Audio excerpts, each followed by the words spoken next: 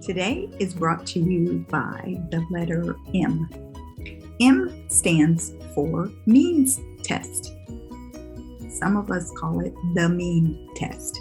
Hi, I'm Theta Page with the Page Law Firm in Frisco, Texas, and I'm the Reconstructionist. I help people who are going through difficult situations reconstruct their lives. Sometimes that's through the filing of a bankruptcy. So in order to file bankruptcy, you have to do something called means testing. You don't go to the testing center. You don't need your number 2 pencil, but you do need to provide your attorney with a number of documents. Most of those documents consist of 6 months of pay stubs. That can't be your bank statement that shows that you got paid and what you got paid. It's an actual pay stub. And then we have to analyze those pay stubs. We have to look at every single deduction that comes from your gross income to see, does that deduction qualify for a deduction on the means test? And we can look at certain secured obligations that you have going forward. That would mean mortgage or car payments. And then we are able to determine, are you a Chapter 7 bankruptcy or are you a Chapter 13 bankruptcy? And if you are a Chapter 13 bankruptcy, are you a 36-month Chapter 13 bankruptcy or are you a 60-month Chapter 13 bankruptcy? So what the federal government is looking for on the means test is not just what's your income, what's your expenses, do you have money left over?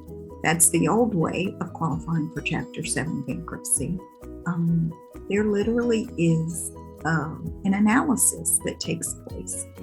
And this is to determine, what do your unsecured creditors, you remember unsecured creditors from the C video, the creditor video. Those are the creditors who don't have a lien. Typically, that's a credit card payment, a payday loan. Maybe it's an unsecured line of credit. So they are trying to figure out how much should those creditors be paid. The formula in the means test looks sometimes at what you actually spend, and sometimes it looks at what the government thinks you should spend. Now, you do get an actual deduction for federal income taxes that you pay, and for health insurance that you pay, and for your out-of-pocket medical costs. But there are certain standards, and some of the standards say what your mortgage payment should be, what your car payment should be. So that's why sometimes we call it the mean test and drop the S. The actual form is called the Statement of Current Monthly Income.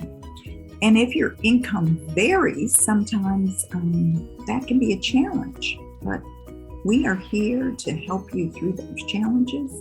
We are here to help you see, do you qualify for Chapter 7?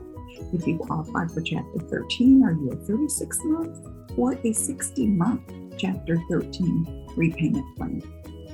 If you are curious as to whether or not you can pass the means test, reach out to us. We are happy to have a strategy session with you and talk through what's your income, what's your expenses, because there may be a way that we can help you pass that means test and qualify for Chapter 7. Give us a call at 214-618-2101, or you can reach us on the internet at www.pagelawfirm.com. If this video has been helpful for you, please hit the like button. If you have questions, put a question in the comments. If you think it might be helpful to someone else, please share the video, and certainly subscribe to our channel. Hit that notifications button and you will get notified when we have a new video. Again, today brought to you by the letter M, the means test. Thanks for stopping by and have a great day.